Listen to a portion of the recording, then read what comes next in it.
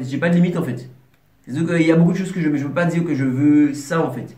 Là, à court terme, je veux une étoile. Mais je veux pas dire que je veux 3 étoiles en fait, parce que pour moi, je veux plus que 3 étoiles. Même si ça n'existe pas, hein. Mais pour moi, je veux l'infini en fait. Donc, c'est que j'ai pas de limite. Là, c'est où, c'est quand Dieu dira qu'il faut que je me stoppe, mais j'ai pas de limite en fait. D'accord. Et ma seule limite, c'est moi-même. Hello people! Comment allez-vous mes uppers? Aujourd'hui, nous sommes en France, dans la ville de Toulouse, dans le restaurant Le Riche des Saveurs, avec le chef Jérôme Le Riche, qu'on va présenter tout à l'heure. Il nous a fait un petit cocktail, nommé De Faya, bien sûr, et il va nous en dire plus sur son parcours, son histoire et sa vocation pour la cuisine. A tout de suite!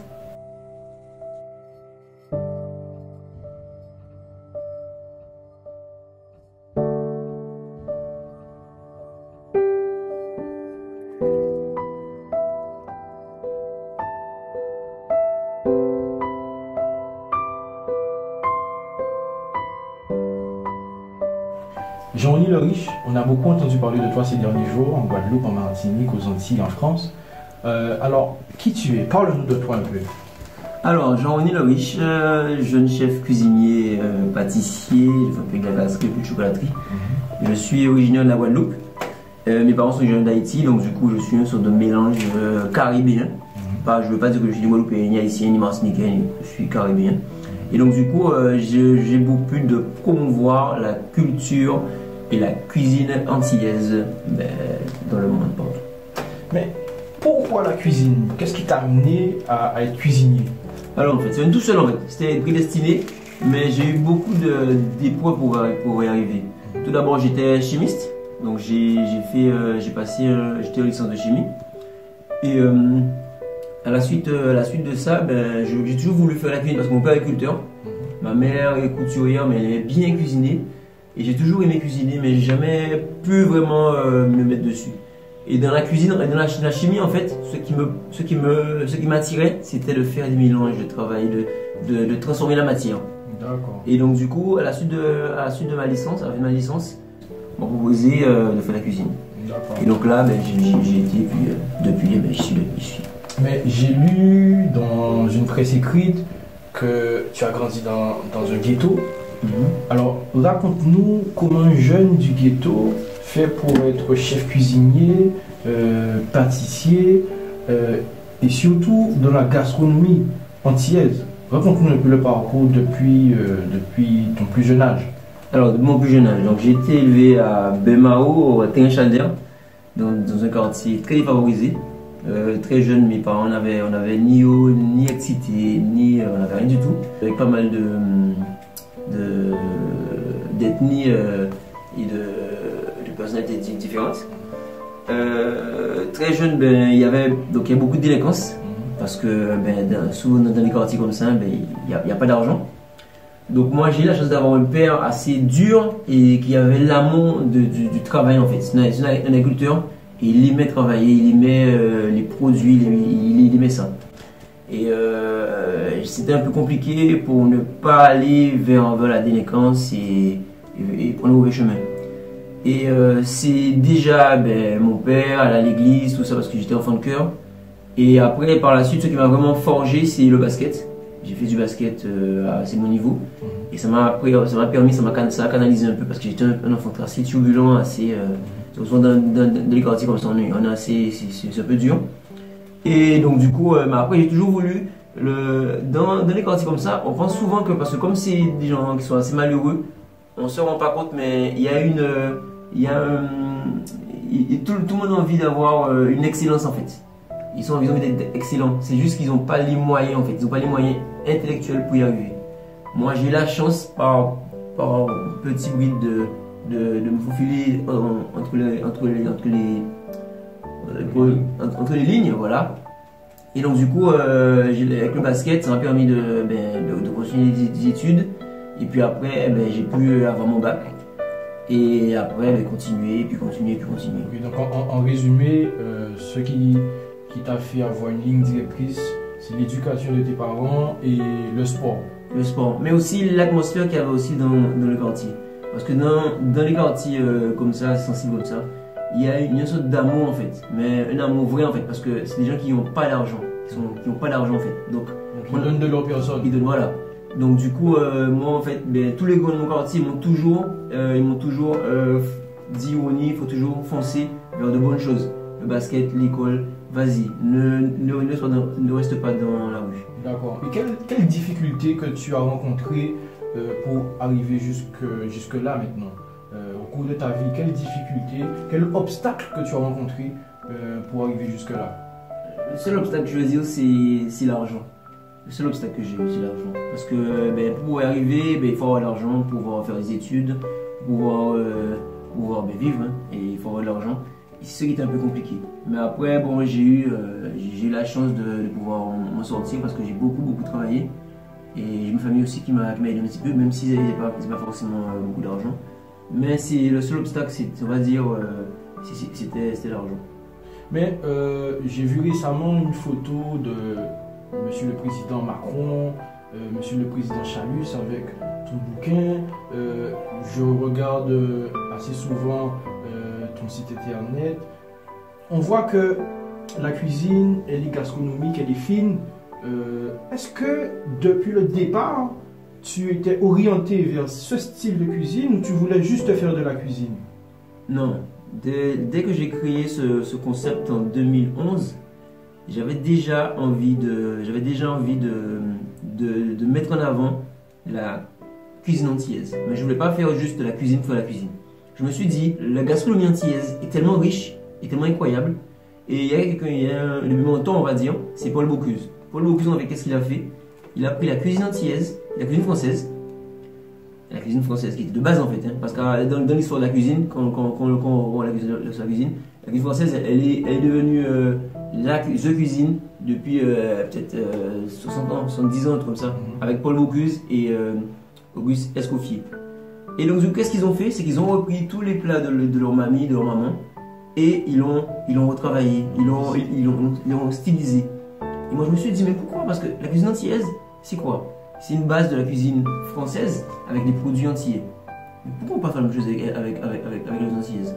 Je me suis dit, bon, je vais créer quelque chose et je vais me mettre dessus. Et c'est pour ça que quand j'ai de la cuisiner, parce que mes parents cuisinent super bien, je me suis dit, non, pour y arriver, je ne vais pas travailler comme ça. Je vais apprendre toutes les techniques pour pouvoir sublimer ma cuisine. Et depuis le début, c'était là maintenant, on va dire, je suis même pas la moitié de ce que je veux faire réellement. Parce que pour moi, la cuisine antillaise, c'est une cuisine qui vaut plus que même 3 étoiles. Et donc du coup, là en fait, c'est que je sais qu'il faut que j'apprenne encore. Mais dès le départ, pour répondre à ta question, dès le départ, mais je savais que ça allait faire mieux que ça en fait, que ce que je fais maintenant. Ok, le mindset, il est là. On sent que tu as la mentalité, tu as la motivation, tu as la détermination. On voit que les objectifs sont très hauts. D'où te vient cette force? D'où te vient ce mindset? D'où te vient cette détermination? Cette détermination, ça me vient de là été élevé à ma famille. Hein. Toute ma famille, mon père, ma mère, mes cousins. On a envie d'aller vers l'excellence en fait. C'est depuis tout jeune, on a toujours voulu aller vers l'excellence. Et après, bon, c'est vrai aussi que moi j'étais élevé, j'ai eu un souci, c'est que quand j'étais en Guadeloupe, le fait d'avoir des parents haïtiens, on nous voyait un peu comme des gens qui ne pouvaient pas y arriver en fait. Et surtout d'être malheureux, de vivre dans un ghetto. J'ai toujours eu un peu, j'ai dit qu'il y avait que le problème de l'argent, mais c'est vrai aussi qu'il y avait aussi un problème c'est pas qu'il y avait du racisme, mais c'était un peu compliqué en fait. Parce que quand on vient de là, ben, on est toujours celui qui est toujours au fond de la classe, qui va pas y arriver. Et donc du coup, je me suis dit, je peux y arriver. Et je vais y arriver. Et mon père, pour l'exemple de mon père, et ma mère aussi, mais les deux là, en fait, quand ils travaillaient, ils avaient des petits boulots. Mon père, lui, faisait du jardinage. Mais, par exemple, quand il faisait un l'igname devait être parfait, en fait. Et pourtant, c'était un igname, c'était pour la maison, hein, ça devait être parfait. Mais même quand elle faisait une robe, ben, ça devait être parfait, en fait. Il ne devait pas avoir de fausse couture, ça devait être parfait. Et donc, quand je voyais ça de petit, en fait, je me disais, ça ne peut être que parfait. Ce que je dois faire, c'est parfait. Donc voilà, depuis tout petit, tu as eu cette culture de l'excellence. Voilà. Et c'est ça qui t'a un peu donné cette valeur, c'est certaines valeurs, si je comprends mieux. D'accord. Et quel message que tu aurais pour les jeunes qui veulent entreprendre ou les jeunes qui souhaitent sortir du ghetto, par exemple? Quel message que tu aurais pour ces jeunes? Ou même les jeunes qui sont désireux de suivre ta trace? Quel message que tu aurais pour eux? Alors pour eux, le message que je veux pour eux, c'est que déjà, faut pas lâcher. Parce que faut pas lâcher, faut croire en ses rêves. Faut croire qu'on est quelqu'un. Peu importe d'où on vient, peu importe du monde social d'où on vient. Quand je regarde ma vie aujourd'hui, même si pour moi je suis pas encore arrivé, je suis loin de là où je dois arriver. Mais quand même, je suis prof, j'écris des livres, j'ai mon restaurant. Là, je vais bientôt tout faire le tour du monde. C'est uniquement avec l'envie en fait. Avec l'envie et surtout faire quelque chose qu'on aime en fait. Parce que le problème c'est qu'il y a beaucoup de... quasiment tous les êtres humains en fait, on a quasiment tous un talent en fait. Mais faire quelque chose où on ne va pas travailler en fait. Moi aujourd'hui là je suis habillé comme ça, mais je ne suis pas habillé en tant que travail. Je suis habillé en tant que je vais m'amuser en fait. Chaque jour quand je me lève le matin, c'est dur de me lever parce que c'est bien, on aime dormir et tout, mais quand je vais travailler, je ne vais pas travailler en fait. Je viens pour m'amuser. Et donc du coup, moi je dirais à tous les jeunes de chercher quelque chose où ils vont s'amuser. Pas s'amuser et danser, mais s'amuser réellement en fait. Aller travailler et avec ça, et plus ils vont s'amuser, et plus ils se feront de l'argent, et plus ils pourront vivre décemment. D'accord. Et on voit que tu as gravi pas mal d'échelons, que tu es arrivé assez loin, que la route a été un peu sinueuse. Jusqu'où tu veux aller? Quels sont tes objectifs à moyen et long terme? Alors, l'objectif à long terme, c'est de faire découvrir la cuisine antillaise au monde entier. C'est que j'ai envie que tout le monde entier puisse manger à ma table. Manger à ma table, que le monde entier puisse voir en fait ce que la cuisine antillaise peut faire avec mes livres, avec ce que j'ai dégagé, pouvoir former le maximum de jeunes à aller et pouvoir aussi inspirer le maximum de jeunes à aller voir, à aller conquérir le monde, à aller faire au monde découvrir la richesse de la cuisine, la culture et la cuisine antillaise. C'est vraiment ça en fait. C'est vraiment que là mon futur projet à court terme là, c'est d'avoir l'étoile, d'avoir une étoile au guide Michelin, parce qu'il n'y a jamais eu de restaurant entier avec une étoile. Et c'est à court terme, mais à long terme, j'ai même pas de, en fait, j'ai pas de limite en fait. C'est-à-dire qu'il y a beaucoup de choses que je veux pas dire que je veux ça en fait.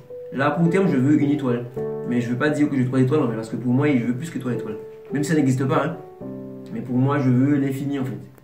Donc, c'est que j'ai pas de limite. Là, c'est quand Dieu dira qu'il faut que je me stoppe, mais j'ai pas de limite en fait. D'accord. Et ma seule limite, c'est moi-même. D'accord. Bien parlé. Tu nous as dit que tu étais prof, tu nous as dit que tu formes des jeunes. Parle-nous de cette casquette, parle-nous de ce corps de métier, de la formation, de ton métier de professeur. Comment tu es arrivé à être professeur et comment tu t'y prends lorsque tu formes des apprentis, des jeunes dans ton restaurant? Alors, le métier de prof pour commencer, alors c'est un métier qui, j'imaginais pas, je l'ai eu parce que c'est une chance en fait. J'ai eu une opportunité d'être prof et j'imaginais pas que c'était aussi dur parce que c'est vraiment dur en fait. Comme métier, mais après c'est juste de très beau en fait, pouvoir transmettre. Et je pense comme on dit souvent, c'est une vocation en fait. Et j'ai trouvé l'expérience super bien parce que de permettre d'apprendre à des jeunes, de faire découvrir la cuisine, pas la cuisine seulement, mais la cuisine. Mais en fait, c'est même pas quand on est prof, c'est même pas que un métier qu'on apprend aux gens, c'est vraiment, on va pouvoir leur apprendre la vie en fait. On leur apprend la vie. Donc pour moi, c'était incroyable déjà. Et bon, je pense que c'est ça que là en fait, c'est un de mes projets, c'est de créer mon école qui est en train de se faire là. Et ensuite, être formateur, le fait de former des jeunes en restaurant, c'est pour moi chaque fois que je rencontre un nouveau stagiaire, un nouvel apprenti, ben, j'apprends à connaître une nouvelle personne en fait. Et c'est vraiment super en fait. Et de les voir évoluer, et après de les voir partir, c'est un peu un pincement au cœur parce que on s'attache un peu. Mais en tout cas, tous ceux qui sont passés, j'ai passé de bons moments avec eux et ça m'a fait plaisir de pouvoir leur apprendre des choses. Quand ils venaient, qu'ils me disaient chef, j'ai appris quelque chose, mais j'étais super content. Parce que le but c'est de ça en fait, de leur donner en fait tout ce que moi je sais de leur donner en fait. Une passation d'information. Ouais, c'est parce que Une transmission. Du partage. Voilà, la cuisine c'est beaucoup de partage. Dans la vie c'est le partage, mais la transmission c'est beaucoup de partage. Et c'est un truc que j'ai vu depuis que je commence en fait à former, c'est que plus on donne, c'est la vie comme ça aussi, hein, plus on donne, plus on reçoit. Moi quand un stagiaire vient chez moi ou quand un jeune vient chez moi, quand il vient je donne. Je donne sans réfléchir, je donne. Le but c'est qu'il repart de là avec la tête plein. Et si tu pouvais nous énumérer 3 souvenirs, 3 faits marquants dans ta carrière, des choses qui resteront gravées à tout jamais, ce serait quoi? 3 souvenirs. Premier souvenir, je pense, c'est quand j'ai construit le restaurant avec mon associé Hervé et ma soeur. Quand on cassait le restaurant, et c'était quand même assez fort parce que c'était mon premier vrai local en fait, mais vrai truc en fait. Et quand on a commencé de voir en fait ce qu'on a fait, c'était le premier truc. Ensuite, il y a eu cette année là, parce que quand mon livre est sorti, donc il y a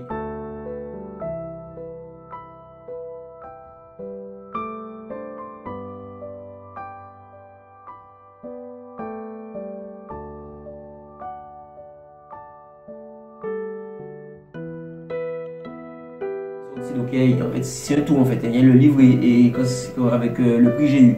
Donc mon livre est sorti dernièrement il y a 6 mois. J'ai eu un prix du meilleur livre de chef. Et j'étais faire un menu gastronomique sur les Champs-Élysées avec Lilian Thuram et Karen Guillaume qui étaient là. Et c'était des gens qui avaient face à moi avec que des chefs étoilés. Et en fait, j'ai fait un menu pour les gens en fait. Les gens étaient qu'à l'apéritif. Et les gens étaient impressionnés en fait. De voir en fait qu'est-ce que la cuisine antillaise peut proposer.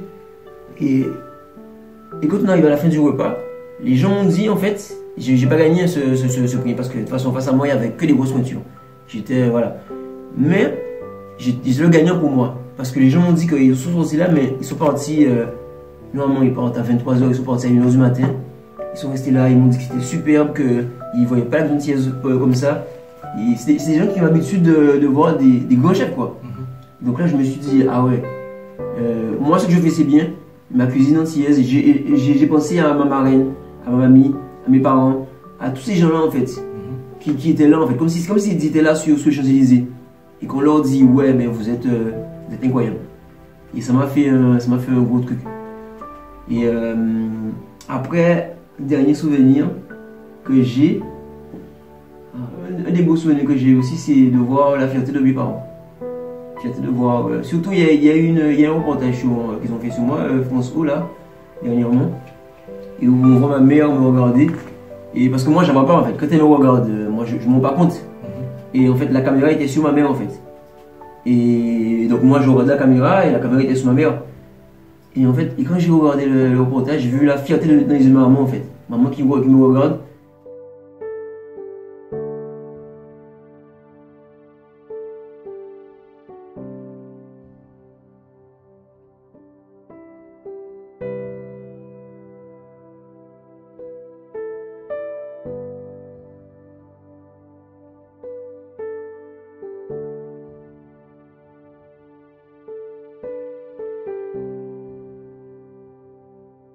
Parce que j'ai pas été facile pour eux, je faisais plein de choses. Mais en fait, de voir la fierté de ma mère, c'était un très très beau truc. Là, le prochain cadeau que je vais aimer avoir, c'est voir la fierté de mon papa. Ce serait bien ça. Bon, ben, je pense que le message est passé. Et puis, tu nous as parlé de ton bouquin. Tu as sorti un livre sur la cuisine antillaise.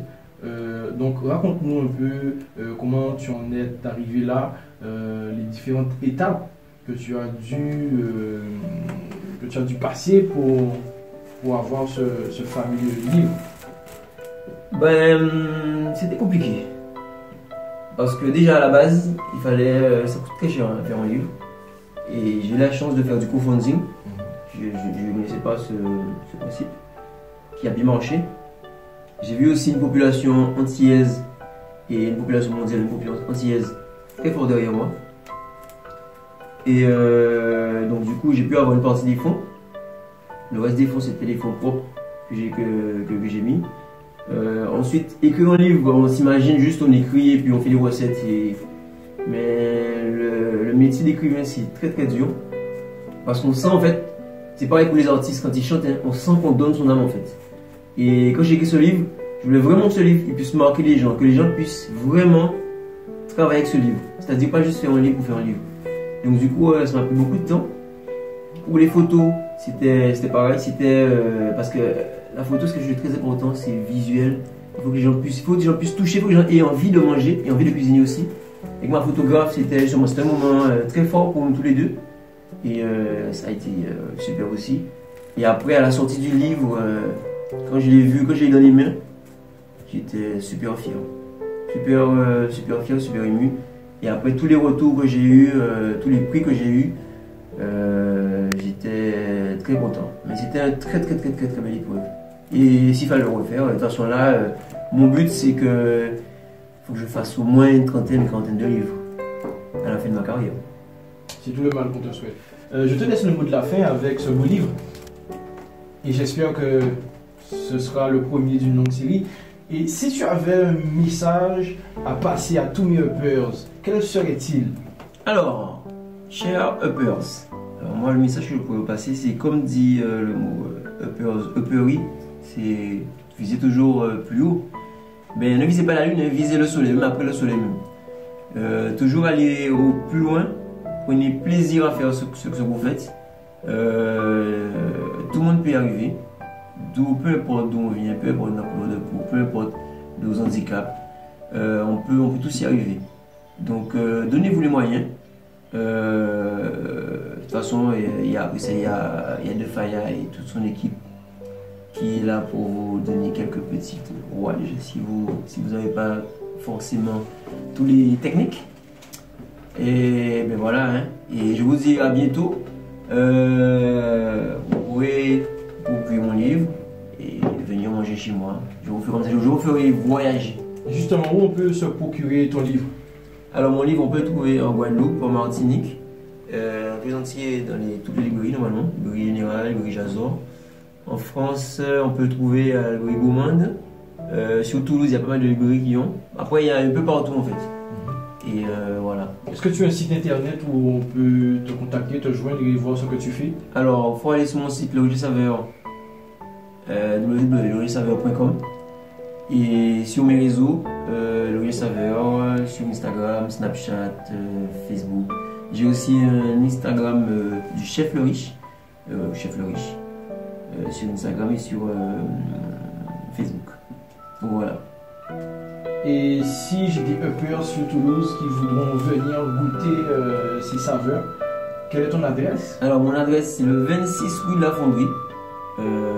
Donc du coup vous pouvez passer. Et puis s'il y a ceux qui veulent prendre des cours, c'est aux mêmes adresses. Là très bientôt je vais mettre pas mal de cours de cuisine, avec pas mal de thèmes, de thématiques différentes pour qu'on puisse voyager.